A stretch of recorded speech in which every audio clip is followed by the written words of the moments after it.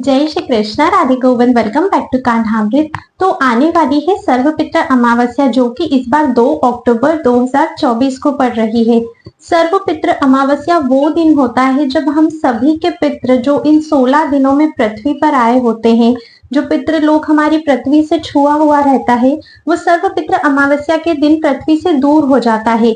और ऐसे में जितने भी पितृ होते हैं वे सभी अपने पितृ लोक को वापस चले जाते हैं इस पृथ्वी को छोड़कर।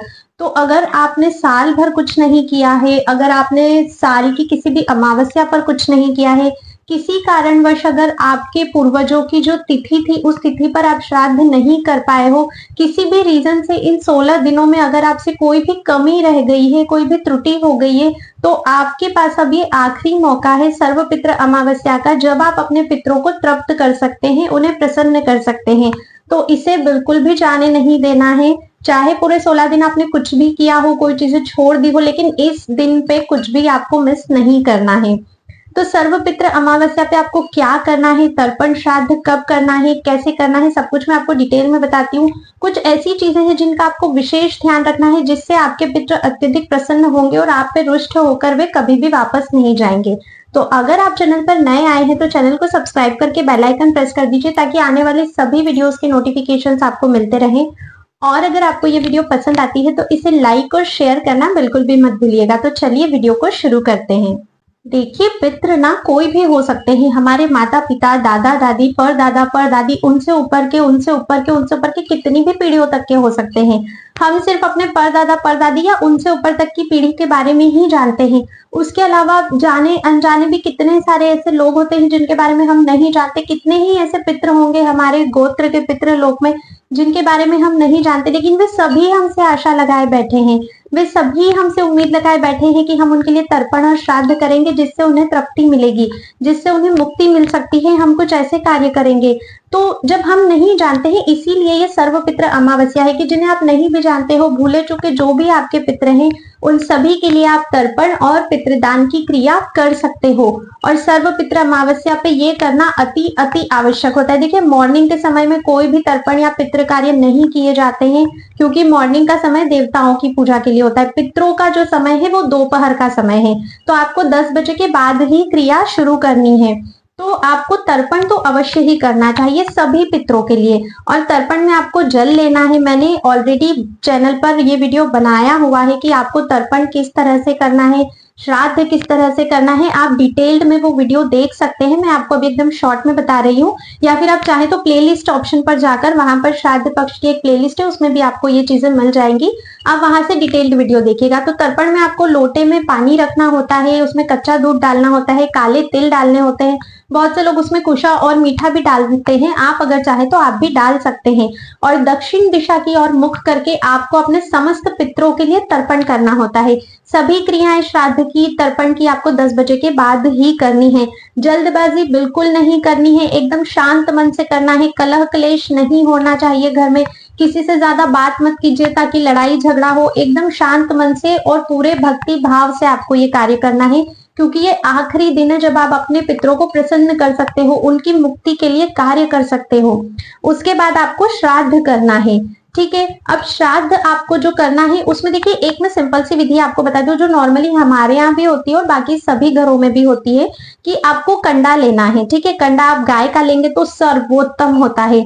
तो आपको गाय के उपले या गाय का कंडा लेना है, उसको आप जलाइए। ठीक है, उसके बाद उसमें थोड़ा सा घी डालिए। घी डालने के बाद फिर जो भी आपने भोजन बनाया है अपने पितरों के लिए, आपको उसमें डालना है। मतलब आप अग्नि को समर्पित कर रहे हो, क्योंकि अग्नि के द्वारा ये भोजन जो है वो पितरों तक पहुंचता है।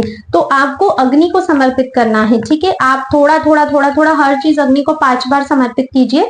उसके बाद आप चारों तरफ उसके जल डाल दीजिएगा। ये एकदम सिंपल विधि होती है। अगर आपको गिलकी के पत्ते मिल जाते हैं तो गिलकी के पत्तों के ऊपर आपको जो भी सब्जी, पूरी, जो भी चीजें आपने बनाई है वो सारी चीजें रखनी है। उसके 5 हिस्से करने हैं। ठीक है, और फिर वो चीजें आपको कौवे को, कुत्ते को, चींटियों को, एक आपको देवताओं के लिए निकालना है। इस तरह से आपको चीजें निकालनी है। तो किन किन को देना है? कौवे को, चींटी को, है ना, पितरों का जो वो जो गिलकी के पत्ते पे रखा है उसकी बता रही हूं मैं। तो कौवे को देना है, चींटी को देना है, कुत्ते को देना है, गौ माता को देना है और देवताओं को देना है। जो देवताओं का हिस्सा है वो भी आप गौ माता को दे सकते हो। अगर चींटियां नहीं मिलती है तो चींटी का हिस्सा भी गौ माता को दे सकते हो, लेकिन कौवे और कुत्ते का हिस्सा उन्हीं को आपको देना है। और अगर इस दिन ये भोजन कौवा खा लेता तो इसे अति शुभ माना जाता है और इससे आपके पितृ भी तृप्त होते हैं। चींटियों के लिए अगर आप चाहें तो किसी भी मैदानी जगह पर डाल सकते हैं, कहीं भी पेड़ के नीचे डाल सकते हैं, चींटियां आ जाएंगी, आपको उसकी चिंता नहीं करनी है।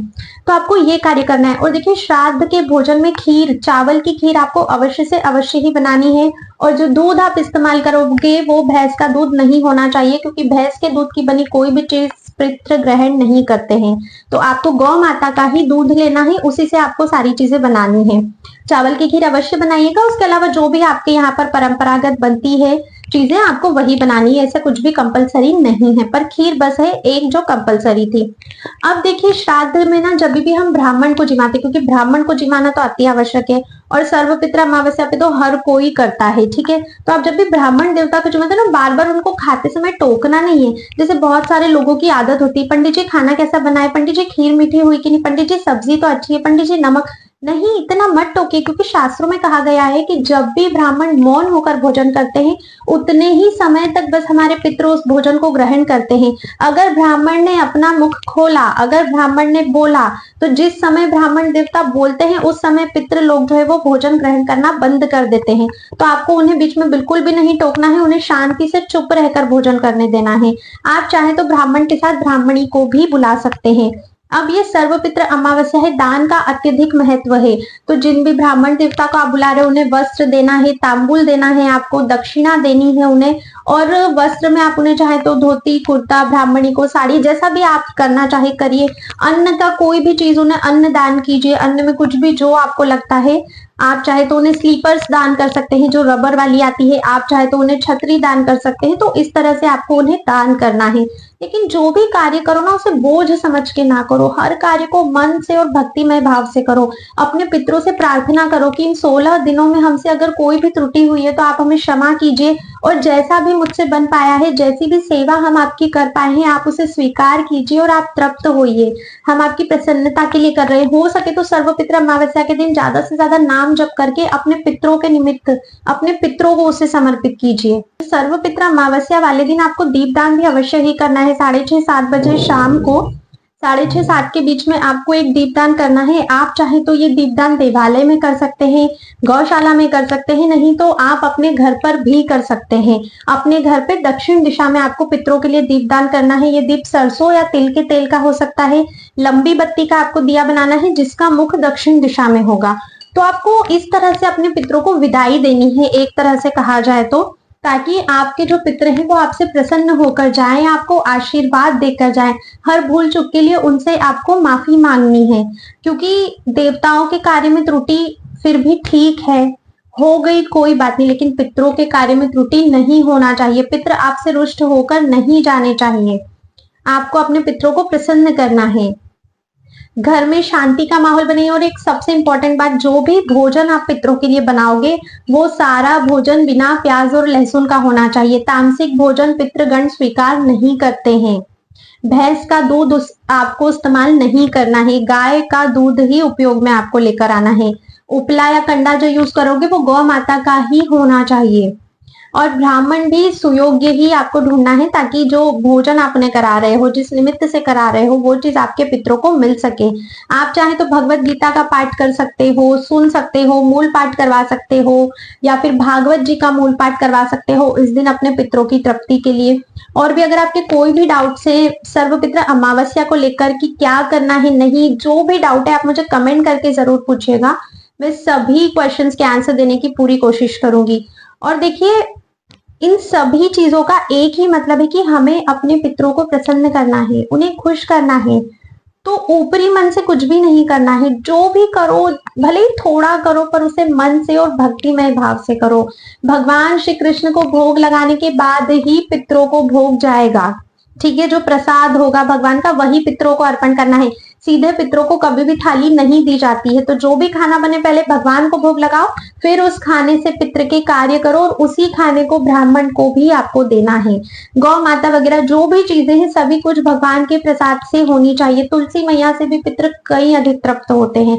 जब भी ब्राह्मण को भोजन करवाने के लिए बिठाओगे तो कुशा के आसन पर बिठाना, उनकी पत्तल में थोड़े से काले तिल अवश्य डालना। काले तिल से पितृ बहुत अधिक तृप्त होते हैं। तो ये कुछ छोटी छोटी चीजें हैं जिनका आपको ध्यान करना है। बाकी मन से पूरी निष्ठा से अपने पितरों के प्रति कृतज्ञता दिखाते हुए आपको सारे कार्य करने हैं। आपके पितर आपसे अवश्य ही प्रसन्न होंगे। और अगर आप गंगा जी में या कहीं भी स्नान करते हो तो उसका भी आपको विशेष ध्यान रखना है सर्वपित्र अमावस्या के दिन, कि गंगा जी में सीधे ही कभी भी आपको स्नान नहीं करना है। ठीक है, पहले गंगा जी को प्रणाम करना है, उसके बाद ही आपको स्नान करना है, अन्यथा दोष लगता है। तो आपको ये सारी चीजें याद रखनी है। तो आज की वीडियो में बस इतना ही था। मैं आप सभी से मिलती हूँ नेक्स्ट वीडियो में। तब तक के लिए राधे राधे।